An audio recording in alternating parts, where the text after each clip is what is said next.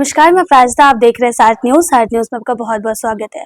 आज हमारे साथ हमारे सीनियर जर्नलिस्ट रजनीकांत जी मौजूद है, जिससे बात करने वाले हैं हाथरस कांड के बारे में। जैसा कि हम सभी जानते हैं कि लगभग 121 लोग मर चुके हैं इस सत्संग के चक्कर में, और इस सभी तमाम चीज़ों में अंधविश्वास की कहीं ना कहीं बहुत बड़ी लहर देख सकते हैं आप। तो ये सब तमाम चीज़ें जो हो रही हैं या फिर होती आ रही है, क्योंकि ये पहला कांड नहीं था जो हमारे भारत में देखा गया है। तो इन चीज़ों के बारे में आप क्या कहना चाहेंगे? इन चीज़ों को आप कैसे देखते हैं? बहुत बहुत धन्यवाद। जो भी हुआ हाथरस में, इस पे कल भी हमने बात रखी थी, और मैं समझता हूँ कि इससे बड़ा दुर्भाग्य इस देश के लिए क्या होगा। धर्म और सत्संग के नाम पे जो कुव्यवस्था है, जो अराजकता इसको आप कहेंगे, 121 लोगों ने अपनी जान दे दी। और ये भारत में जो सत्संग का दौर है या जो बाबाओं का खेल है, या कोई पहली बार नहीं है। याद करिए, चंद्रा स्वामी का एक वक्त था। चंद्रा स्वामी के चुंगल में, उनके इन्फ्लुएंस में देश के दिग्गज नेता हुआ करते थे। और ये जो संत के नाम पे या जो धर्म के नाम पे ठगी करने वाले लोग हैं, ठेकेदार हैं, उनका और खादी का जो गठबंधन है, इनकी टीआरपी को और भी बढ़ाता है। और अब चंद्रा स्वामी के बाद बहुत सारे लोग आए जिन्होंने धर्म और चमत्कार के नाम पर, सिर्फ एक ही धर्म की बात नहीं कर रहे हैं, हर धर्म में ऐसे फर्जी बाबाओं की लंबी फेहरिस्त है। और सभी लोग दावा करते हैं कि हम जो है ईश्वर से मिल लिए हैं, ऊपर वाले से मेरी अच्छी खासी कनेक्शन हो गई है, बॉन्डिंग हो गई है, जो हम बोलते हैं सुनते हैं। और जो संतों की बात होती है, जो सूफियों की बात होती है, उनका एक अलग लेवल है। कभी वो दावा नहीं करते हैं, कभी वो अंधविश्वास नहीं फैलाते हैं। आशाराम का हस्त्र सबने, पूरी दुनिया ने देखा है। निर्मल बाबा पर्स में समोसे रख लो तो पर्स से पैसे चुरा लो, या पर्स आपने खिचड़ी खाया कि नहीं खाया, ये तमाम गोरख धंधा देश में, और ये भारत में ही ज्यादा फलता फूलता रहा है। तो ये जो स्वयं को भोलेनाथ के अवतार कहते हैं, ओम हरि, और पहले कांस्टेबल थे, इनके ऊपर भी कई थानों में केस दर्ज रहा है, यौन शोषण का भी केस दर्ज रहा है। और ये तमाम चीजें एक्सक्लूसिवली किसी अखबार में या किसी चैनल में तभी देखने को मिलता है जब कोई बड़ा कांड हो जाता है। नहीं तो अब तक भारत का यही व्यवहार रहा है, यही व्यापार रहा है, कारोबार रहा है कि जब किसी बाबा की ख्याति होती है तो पब्लिक, ये नेता लोग भी उनके पीछे चल पड़ते हैं। हाथरस में हुआ कांड पे जांच भी होगा, सब कुछ होगा, मगर ये जो गोरख धंधा है देश में, इसको बंद होना चाहिए। और मैं किसी के सत्संग से इन्फ्लुएंस नहीं हो सकता। मेरा अपना एक मानना है कि अगर मैं ऊपर वाले पे भरोसा करता हूँ, चाहे वो किसी नाम से हो, किसी फॉर्म से हो, अगर मुझे ऊपर वाले पे भरोसा है तो फिर है। सत्संग से कोई किसी का जीवन बहुत परिवर्तित हो जाए, ऐसा कुछ नहीं है। जब तक आप खुद स्वयं से, अगर कोई सनातन में है और वो खुद से गीता और वेदों का ज्ञान लेता हो, तो उसको किसी सत्संग की जरूरत नहीं है। अगर कोई इस्लाम को मानने वाला है, उसके लिए कुरान हदीस की ही रोशनी काफी है। कभी भी चमत्कार, तो मैं कहता हूं कि आपको बड़े बड़े संतों से आप मिले, कभी वो दावा नहीं करेंगे कि यह मैंने कर दिया। तो यह भारत में जो हुआ है, जो 121 लोगों की मौत हुई है, इसके लिए जवाबदेही तय होनी चाहिए। और जो भी दोषी है, चाहे वो बाबा दोषी हो, चाहे वो आप देखिए राम रहीम का भी एक चला, और बहुत सारे हरियाणा में बहुत सारे बाबा, यूपी में बहुत सारे बाबा हैं। और ये बाबाओं का जो ट्रेंड चल रहा है, अब इस अंधविश्वास से भी लोगों को बाहर निकलना चाहिए।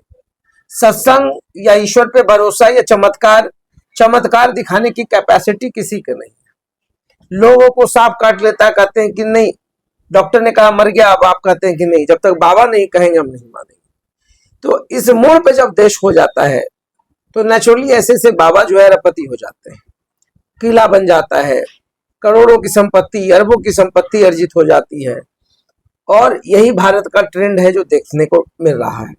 अभी बहुत सारे कथावाचक हैं, लाइव बहुत कमा रहे हैं, एक एक शो का पैसा बहुत लेते हैं। तो चलिए ठीक है, चीजों को समझना होगा। और मेरा तो अपना मानना है, और मैं सबसे यही निवेदन करूंगा कि अपने अपने धर्मों की किताब, जो मूल किताब है, उसको पढ़िए, उसको समझिए, महापुरुषों की जीवनी को समझने की कोशिश कीजिए। इस तरीके के अंधविश्वास में फंसने से कोई फायदा नहीं है। और जिनकी मौतें हुई हैं, मुझे उनके लिए तो भाई संवेदनाएं हैं, उनके परिजनों के साथ मेरी सहानुभूति है, उनके आश्रितों के साथ मेरी सहानुभूति है। तो मेरे ख्याल से जो भी हुआ बहुत बुरा हुआ है। जहाँ तक पता चला है कि उनके ऊपर एफआईआर जो दर्ज हुई है, तो एफआईआर में उनका नाम नहीं है, तो ये ऐसा क्यों हुआ? लाइक उन्हीं की सत्संग में चीजें हुई लेकिन उनका ही नाम नहीं है, उनके सेवकों का नाम है उसमें।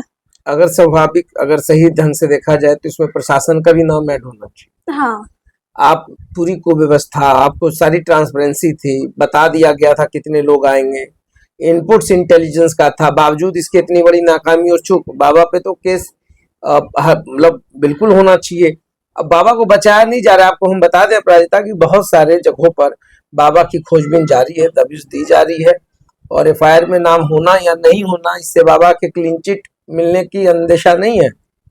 और वो भी जाएंगे, और जो सब बाबाओं का हाल हुआ है इनका भी होगा। आप जितने भी बाबा हैं, मैं तो लिस्ट आपको मैंने बताया ही कि चाहे वो राम रहीम हो, चाहे वो कोई भी बाबा रहे हो, चाहे वो सतपाल बाबा रहे हैं, बहुत सारे हैं। तो बाबाओं का तो एक अलग से ट्रेंड है जो पूरे भारतवर्ष में अभी तक ये लोग पागल की तरह, एकदम हुजूम की तरह चल पड़ते हैं। ये ऐसा हो क्यों रहा है, इसके बारे में इसलिए हो रहा है कि आप देखिए, भारत में अंधविश्वास चरम पे है। मैं ये नहीं कहता हर लोग अंधविश्वासी है, मगर चरम पे है। लोग चमत्कारों के पीछे बहुत भागते हैं। तो जब तक ये चमत्कार, धर्म के नाम पर चमत्कार होता रहेगा, लोग को बरगलाया जाएगा, लोग कहीं ना कहीं, अब देखिए कोई आदमी कहता है कि मैं ये कर दूंगा, वैसा हो जाएगा, आपका जीवन बदल जाएगा। अब मान लीजिए कि उस व्यक्ति ने खुद से मेहनत की, जीवन बदल गया हो, तो वो भी बाबा के पीछे चला कि बाबा ने आशीर्वाद दिया था। तो मैं कहता हूं कि ये जो खेल है, किसी भी संत को हम, जो हमारी अपनी छोटी सी ज्ञान है, और जो मेरा अपना अध्यात्म का अपना एक खोज रहा है, या जिस अध्यात्म से हम जुड़े हुए हैं, दो चीजें बहुत स्पष्ट है कि जो बड़े संत होते हैं, जो बड़े सूफी होते हैं, एक तो इस तरीके की सत्संग पे बहुत विश्वास नहीं करते। मैंने बहुत सारे संतों को भी देखा है, मैंने बहुत सारे सूफियों को भी सुना है, उनकी जीवनी को भी पढ़ा है। दावा तो एकदम बिल्कुल नहीं कर सकते हैं। दुनिया में अगर कुछ भी हो सकता है तो वो ईश्वर है, वो ऊपर वाला है जो पूरे चीजों को संचालित करता है।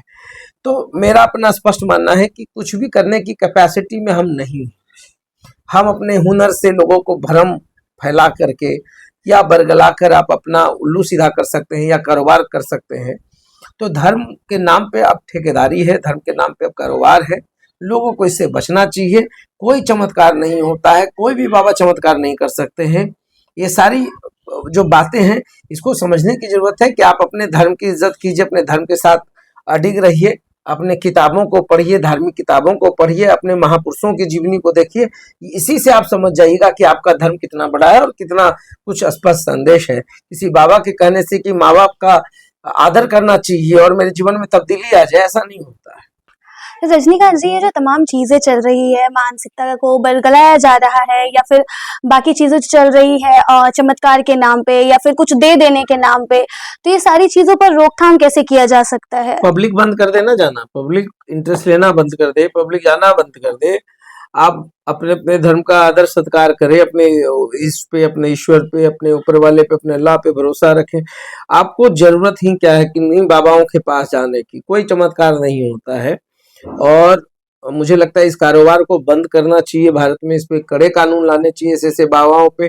और इसके पीछे जो है, एक तो टीआरपी मीडिया भी दे देती है, दूसरा नेता तो है ही। बाबा के यहाँ अगर कोई बड़ा नेता चला गया तो उस बाबा की टीआरपी हाई है, दुकानदारी मस्त चल रही है। तो ये दुकानदारी बंद होना चाहिए। हाँ जी, कोई आखिरी संदेश जो आप लोगों को देना चाहेंगे या फिर बताना चाहेंगे जिससे ये चीजें रुक सके? क्योंकि मालूम तो सबको है कि कैसे क्या करना है, नहीं करना है, किन चीजों के थ्रू हम इन चीजों को रोक सकते हैं, या फिर ये सारी चीजें जो धंधा चल रही है अध्यात्म के नाम पर, जो भी चीजें चल रही है, तो ये सारी चीजें इस पे आप क्या संदेश देना चाहेंगे, कैसे इसको रोकना चाहेंगे आप? एक संदेश है, ये जो जितना अंधविश्वास है, पाखंड, इससे दूर रहिए। और कोई चमत्कार नहीं है। कोई बाबा इस तरीके से जो बैठ के सत्संग में लाखों लोग को बरगलाते रहते हैं और अपना उल्लू सीधा करके अपना कारोबार चलाते हैं, उनसे दूर रहे।